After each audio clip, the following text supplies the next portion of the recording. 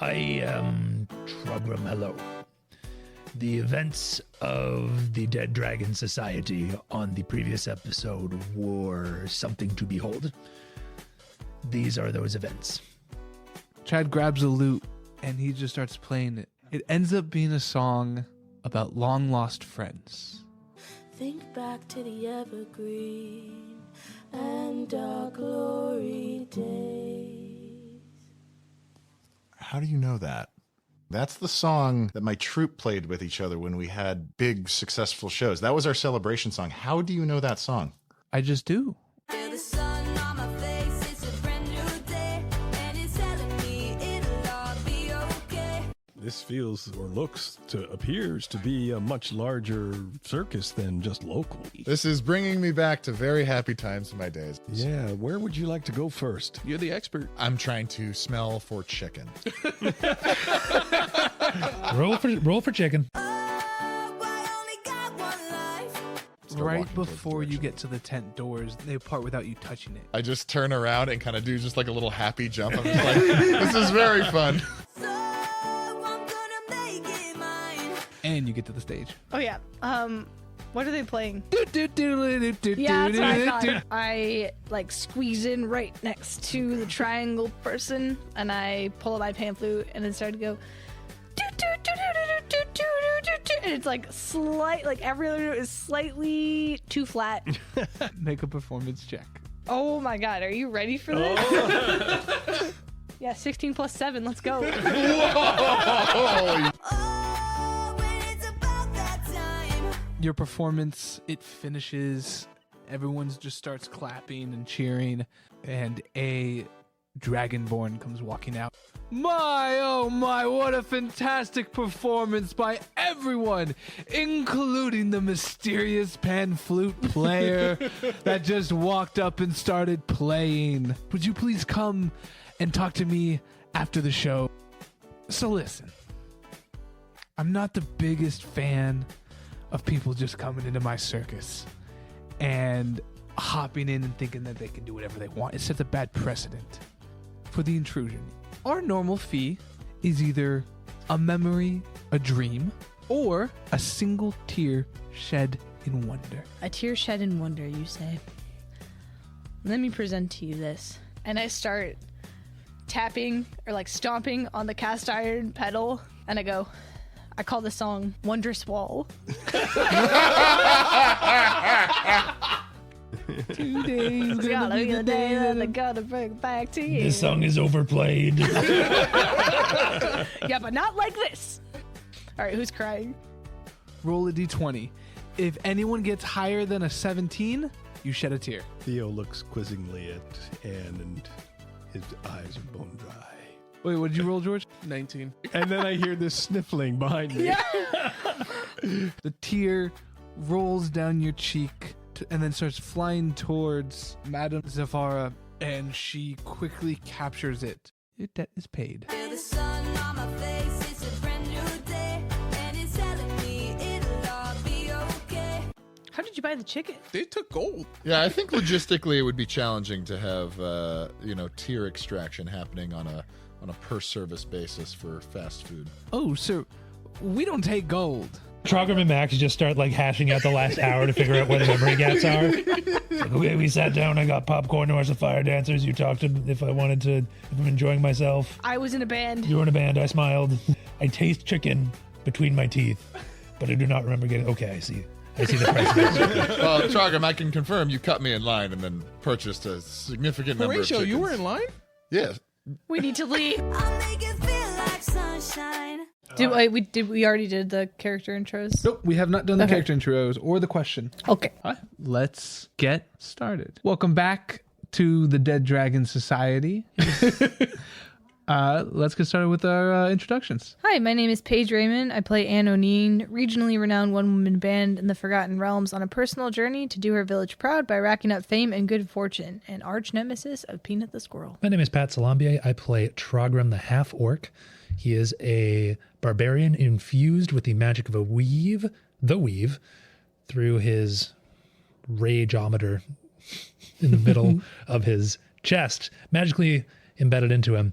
He is left his town for the first time in his life and has a magical artifact that is broken and a quest to save his village. I'm Matt Callahan. I play Horatio Rumbuckle, the gnomish carnival barker and circus performer, musician, multi-talented person of all sorts of the performative arts. Friend of Anne O'Neing, performing partner and best friend with Peanut the Squirrel, currently on a mission to find his lost and separated circus troupe, as well as outrunning the henchman of the noble that's after his head. Give us a small sample of your carnival barking.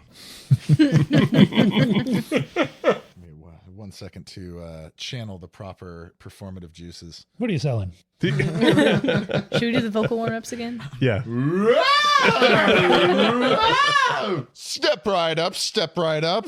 Men, women, children, the elderly, the infirm, everyone is welcome to witness the glamorous, the glorious, the wonderful performance of Peanut the Squirrel. He will dazzle you, he will delight you, and he will bring you to your knees with tears.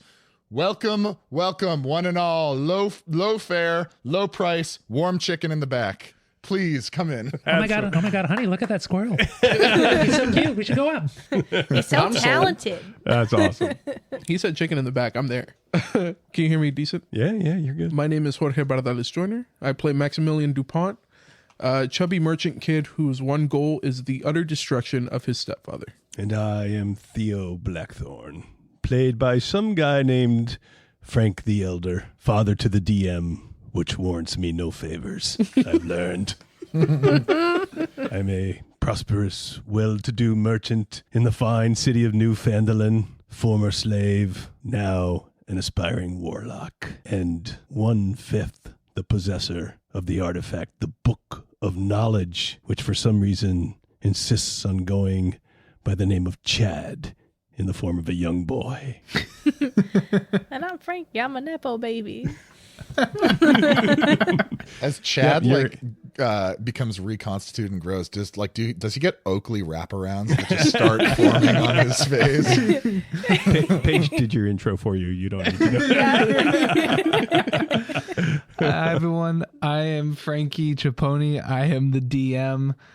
And a fun fact about me is I started making a fun choose-your-own adventure game that will be coming out here pretty soon that's in the world of the Dead Dragon Society. Nice. Mm-hmm. It's pretty bare bones. It's just text.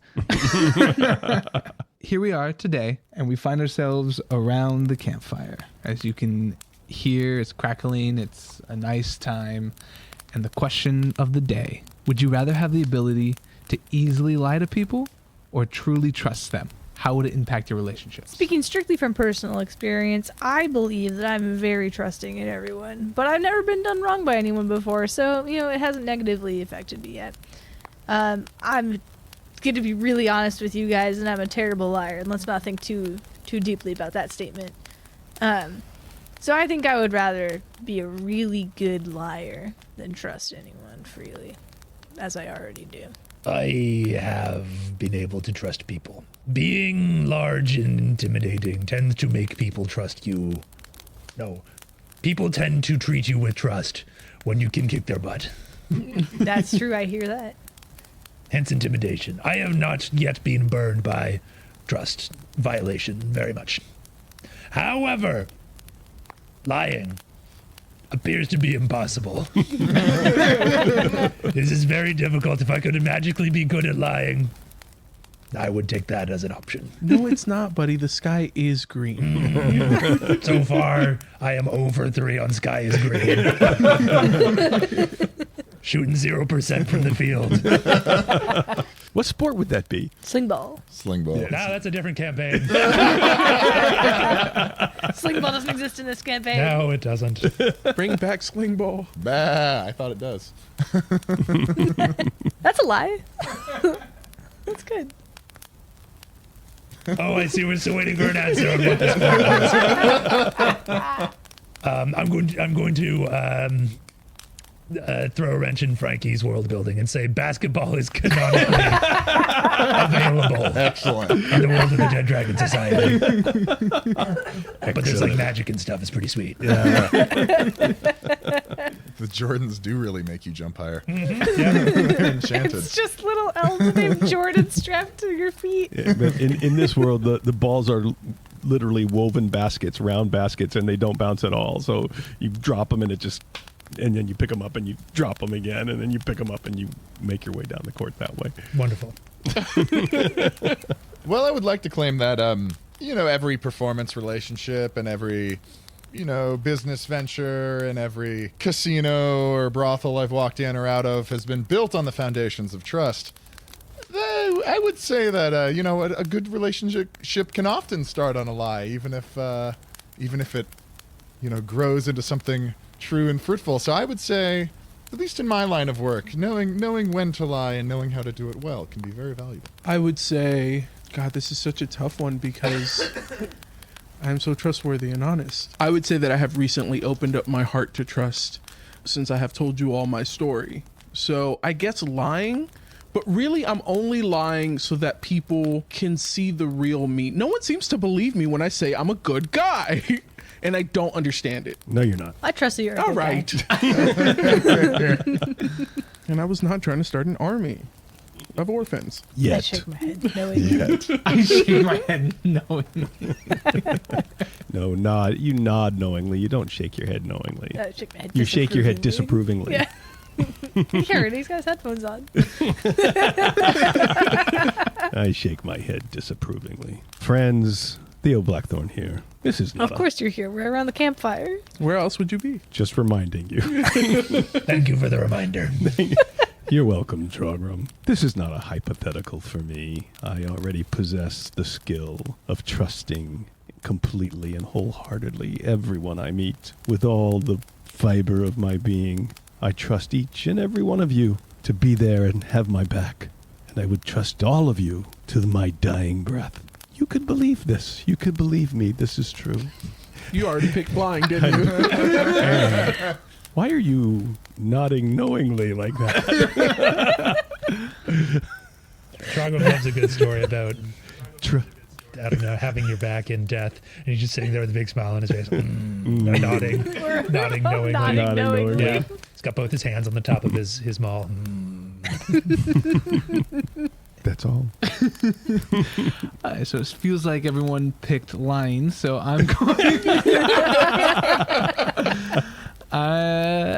As Frankie the DM, I would like to trust everybody, all of you. I trust all of you to not look at my notes, to absolutely shouldn't. Looks like a Safeway. All right, great first start. Hi everyone, Chad here. I finally got a chance to sneak away from my studies to actually do something useful. If you like this show, go ahead and give us a 5-star rating and a follow. And if you want to support us, go check out our Patreon. We're recording a new segment called Let's Be Frank with Frank and Frankie. Here's episode 9. Think back on the Evergreen. I start booking it. I'm inclined to follow.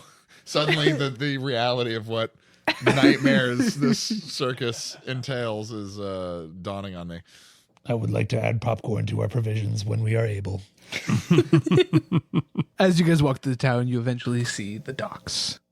You see it teeming with life, a bustling hub where land and sea converge. Here, a salty breeze carry the tang of adventure, and the wooden planks groan under the weight of commerce. Traders hawk exotic spices, silks, and rare gems, while fishermen unload baskets of silvery fish. Ships of all sizes bob in the harbor. Sleek caravels, sturdy galleons, and nimble fishing boats, each bearing scars from storms and battles. Rusty lanterns cast flickering lights, and beneath the pier, shadows dance in the murky depths, concealing ancient secrets. Shiver me timbers, Frankie. Yeah. Damn. And as you walk down the pier, you see standing tall at the end of it a Loxodon, his rough elephantine skin hinting at years of tireless work, his long trunk adorned with a jaunty hat wriggles with curiosity as it holds secrets only he can hear. Large flapping ears catch snippets of gossip from the crowd, while ivory tusks curve gracefully from his massive jaw. His attire, a crimson velvet vest, patchwork pants stitched from old circus tents. So cute. And as Horatio remembers, it's not just an accessory. It conceals a pocket dimension where he stores cotton candy, lost coins, and an occasional rabbit. Horatio, you recognize him as your right-hand man, the assistant to the master of ceremonies, Grumble, the Loxodon Carney. Grumble. All right, give me a second to just write all this down. Ooh-wee. So cute. Some personal plot points. Grumble, Gromble. Grumble? That's how I spelled it, yes. Grumble. One of these Are days. you ready to grumble? I want to use prestidigitation to cast right next to his ear just the first opening music notes of our victory song that we used to play to each other, but sound like they're coming from the direction we're walking. What a badass entrance. Yeah. He chirps up and turns around and sees you. And I just smile and just open my arms wide standing there. And he comes over and he's just, bumbling over, and he comes and he just grabs you and gives you the biggest elephant hug you've ever had and goes, oh, and as he speaks, he goes, Horatio. Grumble, my good man. How have you been, my friend? I have been wonderful and through a lot lately since we have last seen each other. I cannot wait to regale you with all the tales. How have you been? Where have you been since we separated? I've heard no word of you. Well, we've been trying to find you. It's been rather difficult. We recreated our circus at the Purple Rocks. Everyone? Wait, what? We have been getting everyone together to go back to the Purple Rocks and celebrate. It is a safe place for us. I don't even know what to say. This is incredibly unexpected, but amazing news. Of course. How can we get to the Purple Rocks? Can we book passage on your ship? Are you headed there soon? We can go on our ship, and you look, and he looks back, and he goes to kind of where, like, he points to where he was, with his flat, they don't have fingers, so they just kind of like point with the whole hand, and you see his ship.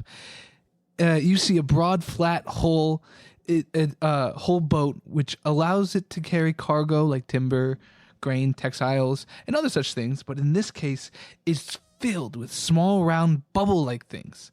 A single mast raises from the deck, supporting a single flag at the top. On the outer walls, sturdy construction reinforced with iron braces enables the cog to withstand the rigors of the sea. And he kind of looks up and looks around and he goes, "Are these your friends?" Yes, forgive my manners.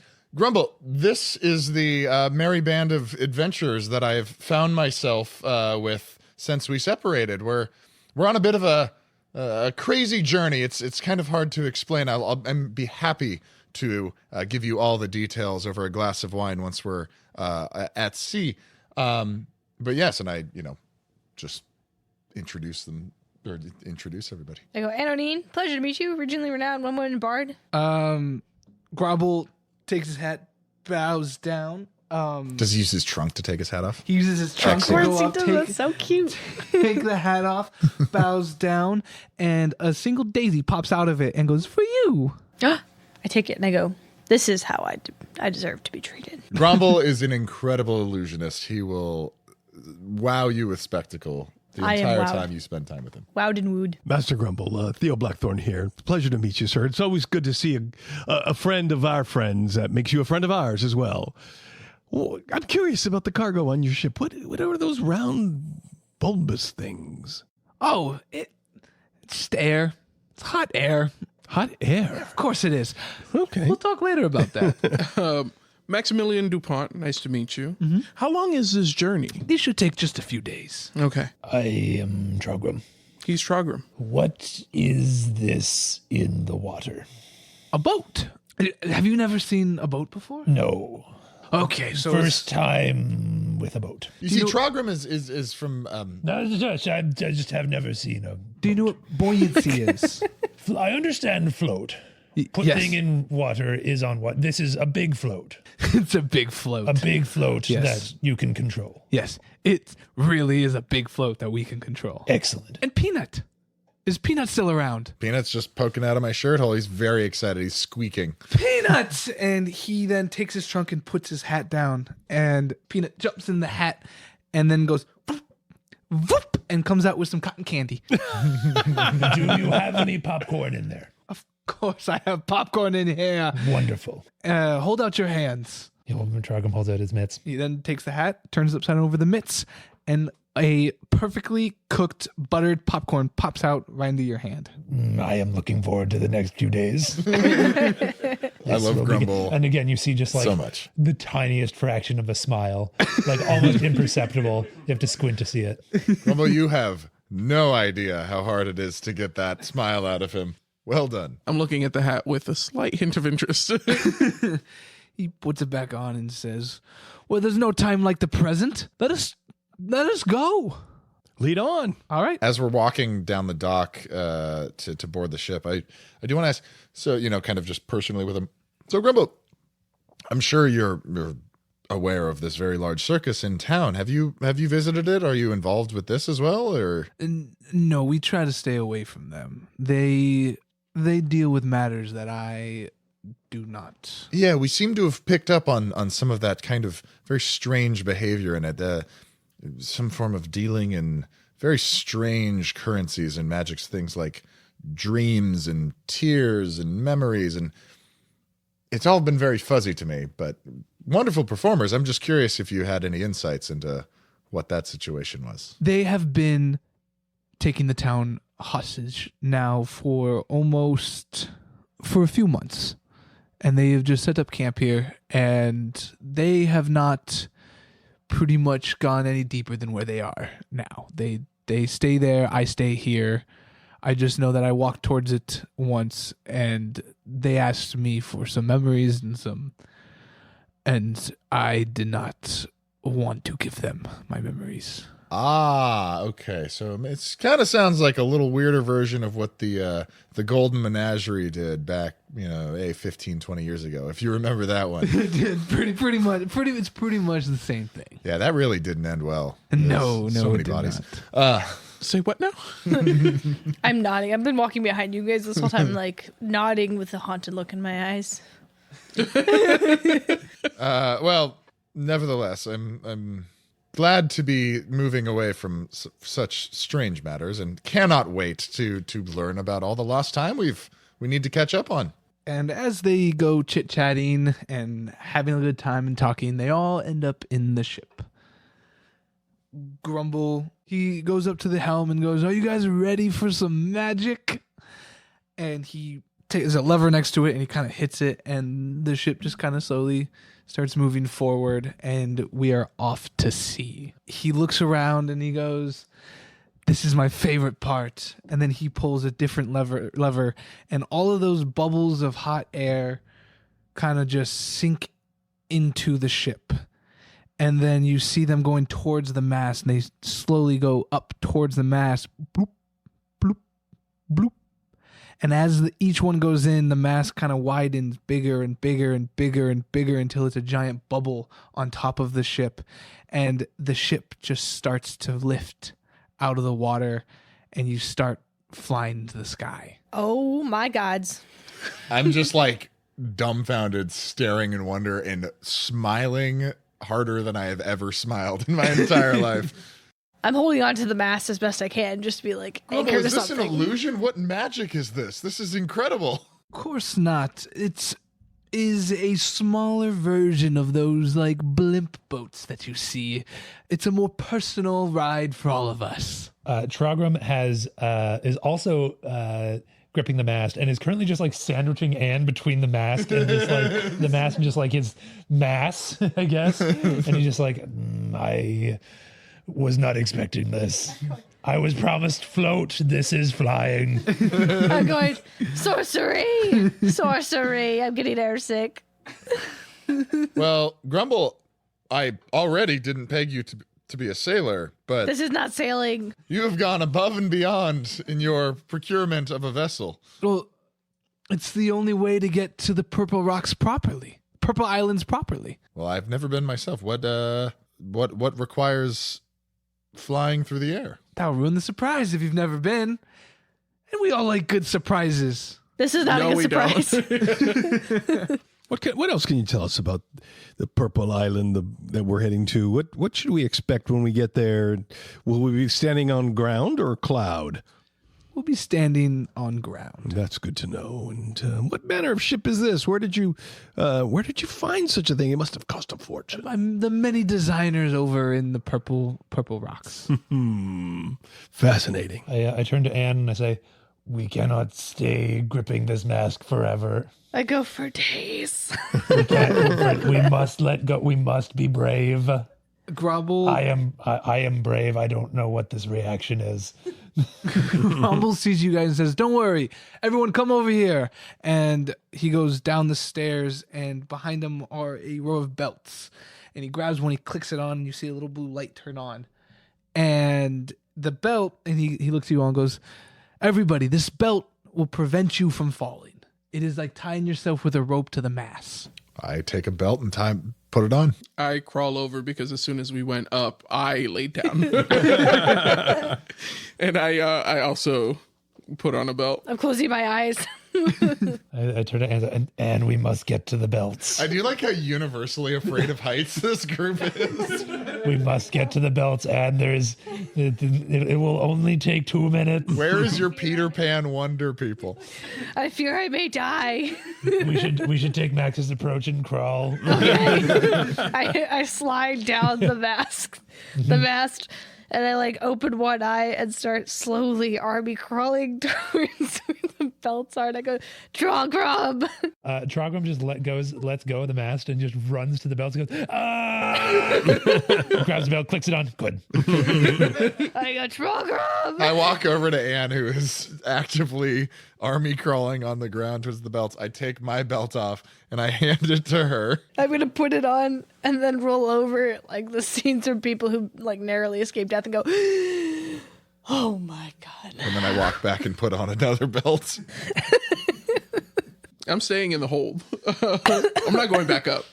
Do you have a belt on? Yeah. And I put one on as well. Does he feel anything unusual when he clicks it? Actually, yeah. So as you walk around the ship with the belt on, the closer you get to the edge, you feel a little bit more of a tug to pull you back. None of us have gone to the edge. I'm like slowly standing up, Yeah, like and sea so- legs. yeah. And you can tell that if you do fall off the edge, you will get pulled back in. So Theo backs up carefully You're this bold, Theo? and then just starts sprinting towards the edge and then just flings this across like Tom Cruise in the latest, Tom Cruise Mission movie. Impossible movie, and flies out into the air. As you fly out in the air, you feel the tug, and it it pulls you right back into the helm. Roll an athletics check for me. Athletics. I was check. really hoping it was going to be a plummet to your death, take like 28 d6 damage. This technology doesn't exist. It only works inside the it's ship. a placebo. I do need to remind you that I am an old man, so I have exactly 0 addition to. I got a 6. Okay. When you come back, you do not land gracefully. You land right on your butt. And it kind of pulls me back a little bit because it's yanking me. So I slide on my butt and then I just chuckle. And I get up and I do it again. And I sprint and I fling myself forward, arms and legs even wider. All right, so about an You're not hour. gonna make an athletics check for that one too? Are you just gonna keep going? I'm just A 3. I land even harder on my ass. whispering to Grumble, is this normal behavior for your new passengers? No. Remarkable technology. I'm just impressed at the confidence. It's amazing. It really works. I whisper, mind altering, mind altering. The sun dips below the horizon, casting a warm glow on the restless ocean. You all brace yourselves for what lies ahead. But before the voyage begins, you feel a particular interlude, a tranquil pause a moment where the air hangs heavy, the waves seem to cease their tumultuous dance, and the very atmosphere seems to hold its breath. In this brief respite, the elements conspire, orchestrating a delicate balance that belies the tempest's wrath, and the sea seems to be whispering secrets to all of you. As the journey goes on, about an hour or so, everyone's laughing, having a good time. Theo keeps jumping off the side and bouncing back. He's already making a sport out of it, setting up rules, I'm scoring looking at him and points. muttering Mad Men. No one else is playing. He's just making rules up for himself. They call me Mad. Make a perception check. Everyone? Oh no. Oh no. Oh yeah. Ooh. Oh. 19. Oh. 1. Yeah, 22. one. 11. I've had my eyes closed. Yep. Yeah, that's reasonable.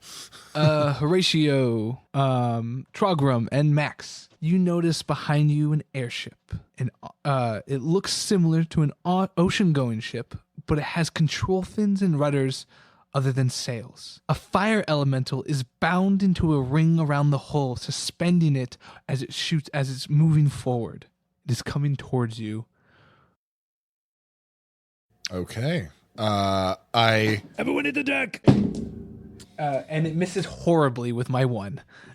It takes out a ship 2.5 miles below, though. Its cannon wasn't clean and it actually backfired.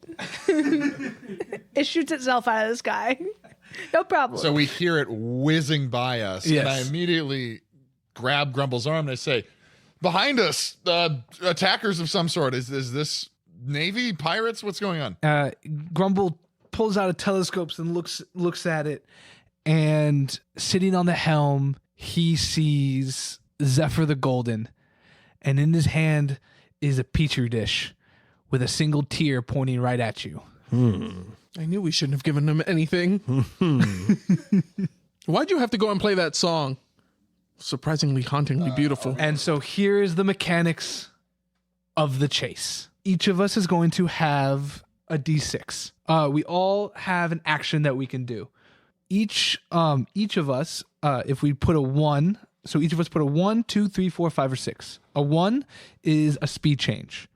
A 2 is a turn. A 3 is a turn in place. A 4 is a fly up. A 5 is a fly down. And a 6 is a dealer's choice. So we're all individually taking the captain role for each of our turns. Yes. So it's going to be, so basically what's going to happen is that we all, This is the same mechanic that Crash Pandas uses. yes. As a way to simulate 5 raccoons driving a car. But Cranky has adopted it for 5 adventurers piloting an airship. Okay. So what are the options? It was one was Speed change. speed, 2 is turn. turn, 3 is turn in place. turn in place, 4 is fly up. fly up. 5 is fly down. And 6 is dealer's choice. And there are weapons on the ship. So you Is there can, cannons on the ship? there are, what's it called? Are we going to use the same mechanics as Crash Pandas where we decide which number, or Yep. are you making us roll for it? You decide which number, but the difference is that you're going to roll a d6 as well for if you're doing a speed or a turn. And Oh, to see. how fast or slow you go. Do we decide which way we turn? You can choose left or right, but Okay. the amount of like degrees it turns is Is the die. the die choice.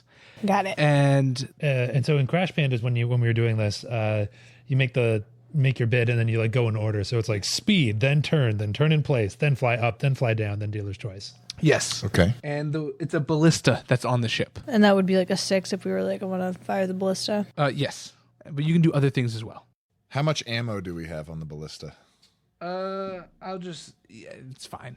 Don't Got a big old we barrel. got a whole barrel. Grumble's just pulling them out of his pockets. It's out of the hat. Yeah, He's all he's pulling out of pulling the hat. out. He's like, I've been waiting for these fuckers now. I love the teardrop compass. That's pretty fucking cool. We're in the sky. We're in the sky. Flying. Okay. Okay. I'm going to say they are around 10 clicks behind us. That was a hell of a cannon shot. 10 kilometers? I'm saying like each die is a click. So, Okay, yeah. got it. Not kilometers. That's You're why they using miss so NATO, bad. like, directional language. That's why they miss so bad. Yeah. Okay. That's very far. It is very far. That's 6 miles away. Yeah. In the sky. But in the sky. That's like 2 in sky miles. It's close. Yeah, I was The gonna say 180 sky miles. millimeter Like, guided howitzer. it's 2 in sky miles, but it's $500 in regular dollars to buy 2 sky miles, which is 6 ground miles. So right. you'll never be able to use your rewards. We're getting pulled into the weeds. Let's start rolling dice. Okay. Put down your dice. What numbers do you guys got? Once everyone's ready, make a funny noise. I'm ready. Oh, what a funny noise. All right. Let's go from left to right. Fly up. Fly up. Fly down. Great. Already starting off great. I'm gonna, since I'm already standing on the back near the helm, I'm gonna get on the stern ballista and fire a shot, trying to shoot through their balloon. So 6. Yeah. 1. I went with 6-2, trying to shoot from the ballista. And we must fly up.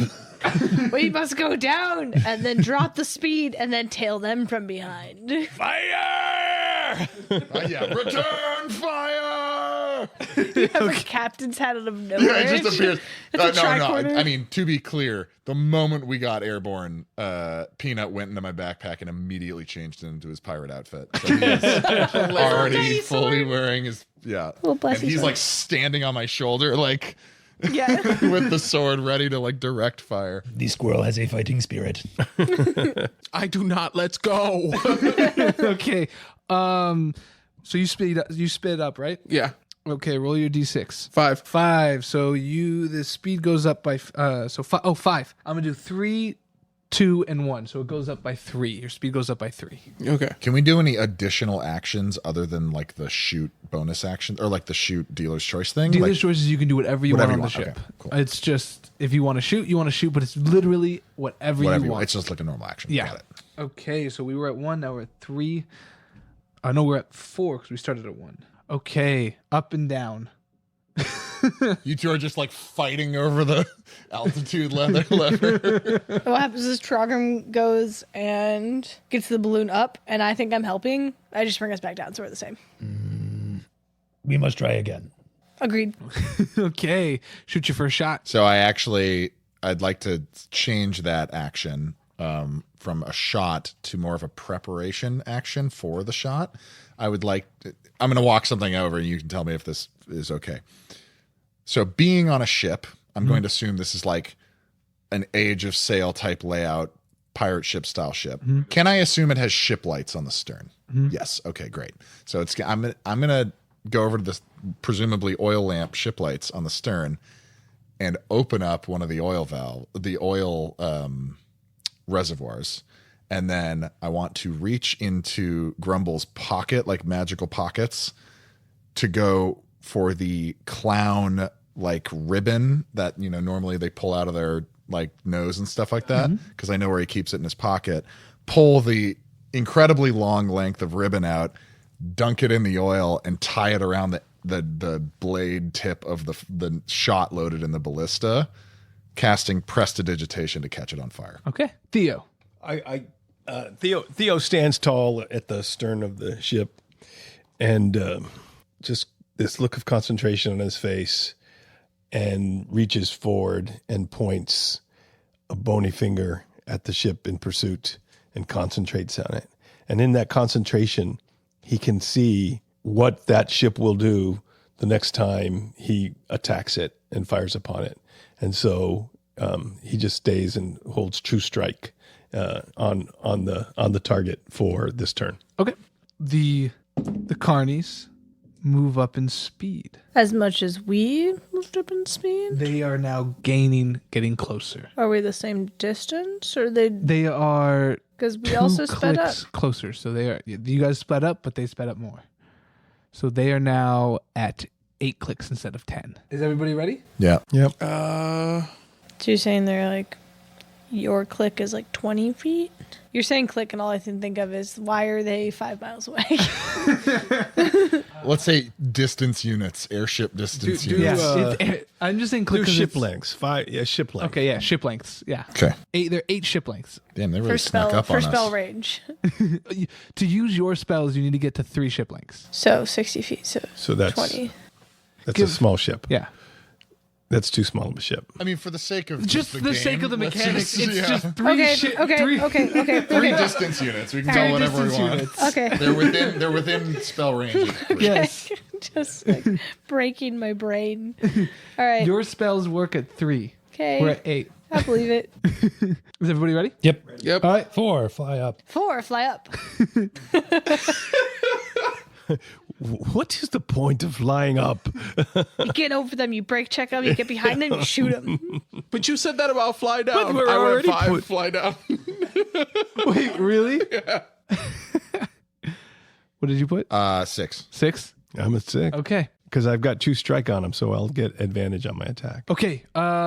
Who's going first? 2 ups. 2 ups. One You do it down. I did it down. Okay, we're doing 2 ups down. We must go up. You guys, she said down, but all right, I can do up.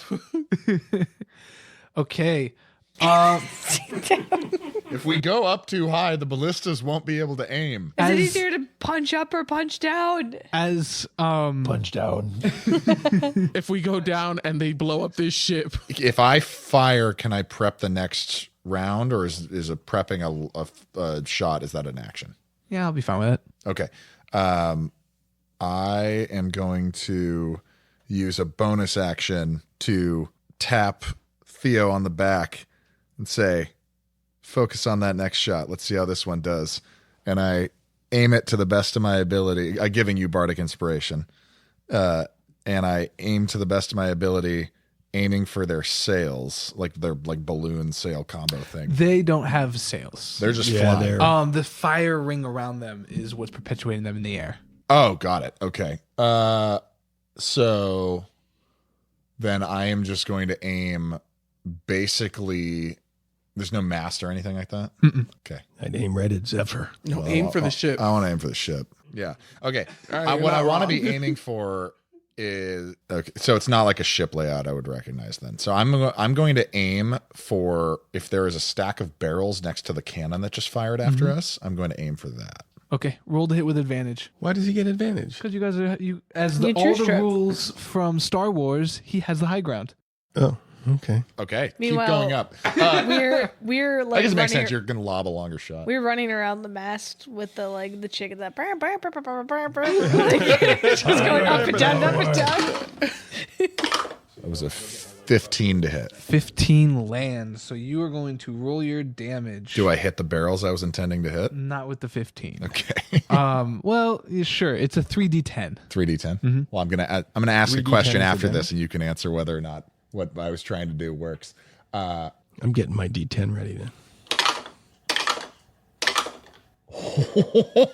Okay, that is 20. That's 23. What I was aiming for was the powder battery that's sitting right next to their cannons for reloading. Yeah, that hits. And Okay, and with a flaming ballista arrow. roll an extra d20. 17. Okay. So a powder barrel explodes right next to their cannons. Yes, it does. Does anything happen to the people and or cannons right next to them? The people, you just hear a slight, oh, my leg. And you just see people just running around and trying to put out the fire as much as they can. They're also in the distance. You see the at the very back and kind of like a pedestal on the top is the same band that Anne played with, playing that song. Beep, beep, beep, beep, beep. But in like a battle, it's like Mad Max, Yeah. like the guy on Yeah, exactly. the flaming guitar. on the hood of the car. Yeah. The triangle On is the bottom still of the ship. slightly off. I'm just shaking my head. The half orc now has a white face. Witness me, Anne. Witness me. And then I want to reload the drag more of the clown ribbon onto the next shot and strike it. So I have True Strike aimed at Zephyr, which gives me advantage this turn, even though you just freely gave advantage. You also have Bardic Inspiration. And I have Bardic Inspiration, which is how do I use that? Okay, so with my new version of Bardic Inspiration, you can add it to either a ability check, an attack roll, or a saving throw. Whichever one you choose will cause different effects. In this case, I'm assuming an attack roll. So that means the target and each creature of your choice that you can see within 5 feet of it, so presumably everyone on deck, within 5 feet of the person, must succeed a Constitution saving throw or take thunder damage. Okay. With that being said, you do have advantage, but because you're high, you get 3d6, 3d20 to hit instead of 2. Oh, I get another. Great. I'll just throw that in there then. Okay, here we go. And I'm rolling, and here we go. 11 would be my best. That misses. So can I use So Bardic? you can add, yeah. So if you want to add your Bardic Inspiration, Yep, I you do. can add, what is it? A 1d6. Okay, I'll do that. And that's a 3, so that's a 14. That just barely misses. So what happens is the explosion from the barrel pushes the ship just slightly down, and the second ballista goes just right past it. All right, let's do another round. Did that ship go? Oh, right. It moves forward and as well as moves up 1. So now it's in our same line. It's in the same line, yes. And how close is it now? It would be 7. It is at 7. Okay, getting there. Tops, mains, royals, get this bastard moving, you scallywags. As this round has been going on, a storm is started to go, and you see very dangerous clouds, just angry clouds to the right. It is about 40. You see the storm moving towards you a little bit to the right, 5 clicks away, 5 units of measurement away. What would you guys? Now is your turn. Let me know when you're ready. We can lose them in the storm. I was going to say, go up. Are we allowed to talk in between rounds at all, or is this? You're allowed to talk, but you can't say what you're gonna do. Yeah. We do not want to go into that storm. We can lose them in the storm. What direction is the storm? To the right. So the right is not port, but starboard. Keep us high. That helped land the shot the first time. Okay. Okay, is everybody ready? I'm ready. Okay. 6. 6, 4. 4, 6. 6, 4. Speed up. Speed up. Okay, speed up. Roll your d6. 1. I'm rolling. Goes so- up by 1. You're having a tough night tonight. Yep. Trogon's about to commit a mutiny. Sorry for spoiling that. Who did 2? No one. Who did 2 4s. 2 4s? Okay, fly up. Up. 2 up. Okay. 6s. Trogrim gets on the ballista next to Horatio and says, we are competent. We must lose them in the storm, and then fires a ballista at the ship. Okay, roll the hit. What am I rolling again? A d20. Plus anything? What'd you do? No, it's just straight D20. But you are. We're presumably not proficient in artillery equipment. You guys are 2 up. Yeah. So that's 3 d20s, and you take the best. Oh, sweet. Is there a limit to how many advantages? Or are we just lobbing? We're gonna become like the frickin' hammer of God, firing from orbit. Oh man, a 15, a 16, and a 17. Oh my goodness. So 17. Yeah, those all hit. 17 is my best out of those. Yeah, roll your damage, 3d10. Did we take damage last round? No, they haven't even gotten another shot off on us. Fire a warning shot across her nose. 20.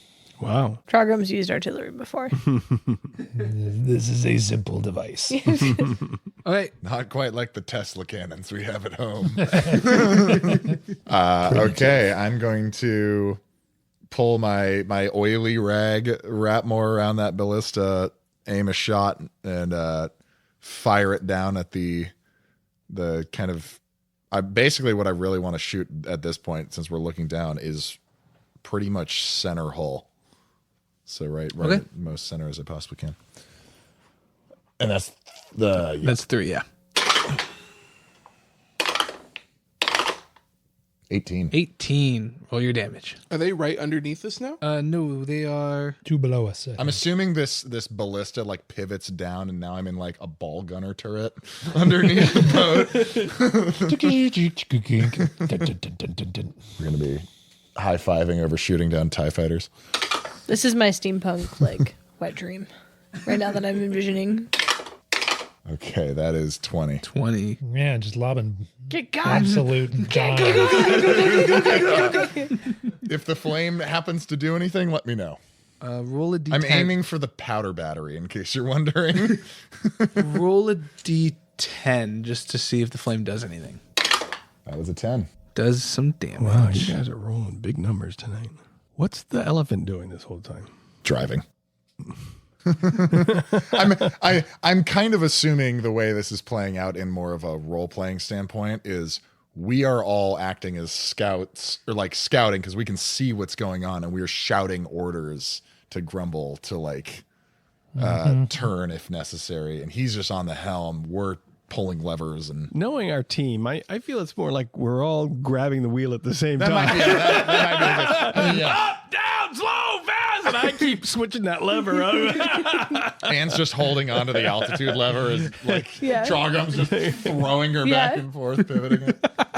And Grumble's going, settle down. I'm an agent of chaos. Is their ship on fire? Like a medium amount or like Immediate, like a little bit amount. Like they've been trying to damp it out. I haven't given it any resources to do so yet, but it is. I'm just waiting to see this ship rip in half when we finally hit that powder battery. Come on, D20, baby. Okay, as the fight goes on. Oh, that's not good. The storm is almost upon you now. It's not quite, but it is almost upon you as we get to go into this round. Everybody. What are the turning numbers again? 2 and 3. 2 and 3, turn in place. Yes. Everyone choose your dice. They are currently 5. how far away is the storm? 2. How far away is the top of the storm? You can't see You're it. going over an 70,000 foot tall cumulonimbus cloud. I'm shooting for it. Aim for the stars. Wait, aim for the moon, and even if you miss, We're you'll going land. to the astral plane. Everybody ready? Mm-hmm. All right. Where was your sounds? No, I'm just kidding. 6. 6. 4. 4. 2. 2. 2. I want to slow down though. Okay, you lose 1 speed.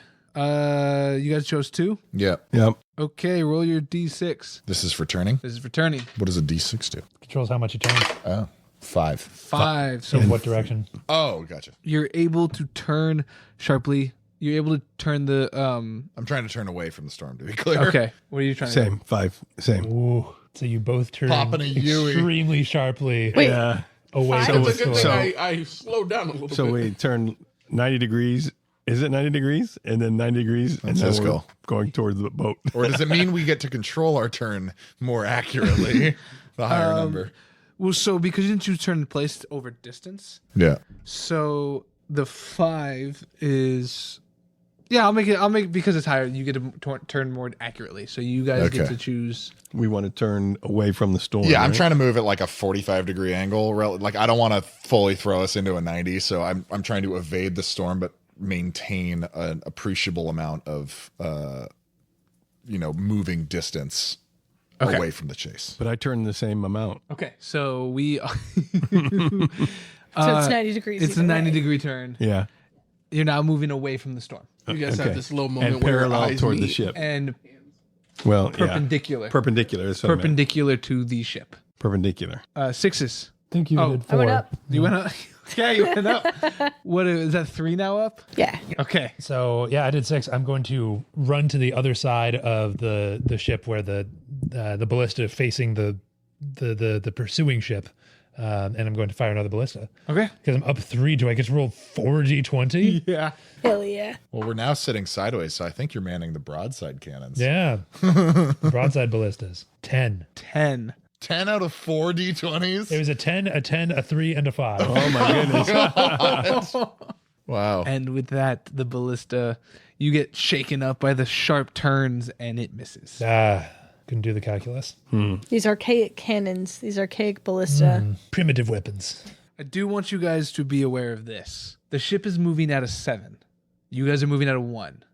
And it is 5 away. So I've been cutting the distance. So it is going to ram you. Oh no. No, it's not. It's not at our height yet. not Oh, it's at got to our go to height. your level. You're right. So it's Yeah. underneath us. It's It's underneath. gonna It's shoot. It's gonna It's shoot literally right going to be Spaceball 1, and it's going to rip over us going plaid speed. Underneath us. into the storm. Yeah, underneath us. How much underneath is it? It's 3 clicks. Yeah. Oh, okay. So Yeah, they're going to fly the 4 flames clicks won't in reach front of us. us. We just changed direction. They're going into the storm.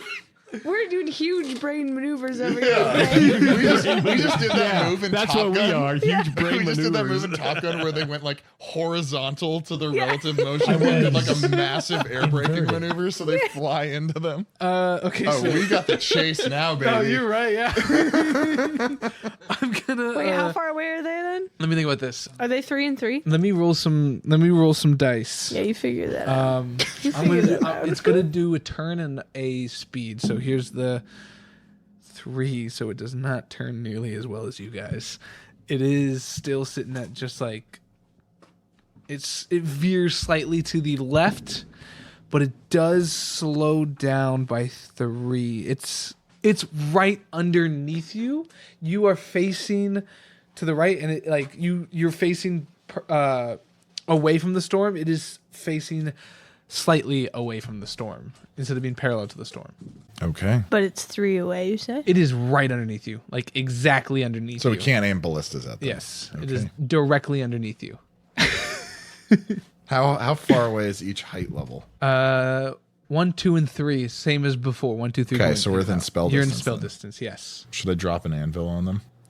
Yeah. Yes. Call back to episode 1. Through the middle of the ship, sink them out of the sky. I conjure a hypervelocity discarding Sabo round right above them. Rods, You've been trying to set the ship on fire, right? rods from God, baby. Yeah. Rods from God. Yeah. No. The There's only one person. yes, piloting the ship, I have right? been specifically trying to do what generally ended all historical ship battles when it happens, and that is hit the powder battery. Because if you do that, the ship blows up. There's a captain. Is Zephyr captaining driving the ship, or is there someone who's driving the ship? I haven't thought that far ahead. Yeah, he can be captain. Are there oil lamps by the captain? They're not. There's one. There's one. Okay, just getting the lay of the land, seeing if there's oil lamps near the person driving the ship. Okay, so this is a very important role right now. You guys might be facing away from the storm, but the storm is coming with vengeance, and you guys are moving at a 1 speed. I don't know storms very. Let's cut the difference. 1, 2, and 3. You get engulfed. 50-50? 50-50, sure. A 50-50. That sounds fun. 1, 2, and 3. Not cheating on this one. 4. 4. All right. We live to fight another day. It does not engulf you. Yes. Okay. Make your moves. Okay. The storm is right on top of us. We need to leave now. You feel the rain and the everything just starting to hit the. Yeah, the way I thought of it is the storm is kind of like a sandstorm. How it's just a wave. Yeah, it's just coming a wall, forward. Yeah, sure. there's a wall of clouds. Everyone ready? Oh, Yep. so what again? What's like the height distance? 3. 3. Like what does that mean in terms of like units? Your spells hit. Okay, what is normal spell range then? So what's 60. that, 60 feet. Okay. Yeah. Okay. Okay, I'm ready. Yep, I'm ready. Everybody ready? All right. What are the numbers? 5. 5, 6. 6, 6. 6, 1, 1, 1. Roll your dice. 4. 4. You going forward? Yes. Cloud chasing, there's storm chasing, baby. Let's see what this thing's made of. 2. Did I just slow us down? No. You injected nitrous into the engine, is what. That's basically it. Yeah. 5. Fly down. Fly down. 6. 6 and 6, I think, right? Matt, you're also 6. Yes, I am. Sorry. Okay. No, it's okay. okay. Fly down. Fly down. Okay. So we're now at 20-ish feet. Yeah. Or 40-ish feet. Yep. Okay. Against all better judgment, I have run to the side of the ship, looked down, squinted, and aimed for the oil lamp that's near the helm, or the person steering the ship, to cast pyrotechnics and trying to make fireworks go off to blind them. So whoever's Potentially driving, light more things on fire. yeah. Well, I don't think I can actually like, Oh. but pyrotechnics at a level 2 is choose an area of non-magical flame that you can see that fits within a 5-foot cube within range, which my range is 60 feet. You can extinguish the fire in that area, and you can create either fireworks or smoke when you do so. So, fireworks, the target explodes with a dazzling display of colors. Each creature within 10 feet of the target must succeed on a Constitution saving throw of 13 or become blinded until the end of your next turn. I'm going to do that. Okay. D20. He fails. The driver is blinded. Nice. Yeah, so they're just like beautiful red and gold fireworks that are just, it's basically like 4 to 5 different mortars just lit off in front of whoever's driving it. They're jarred and also blinking because all they see is stars. And I go, kapow. Then run back to the mast. I would like to cast Unseen Servant on their deck, which is basically a servant that can't attack, but it can perform basic actions that a human could, like picking things up, moving them around, stuff like that.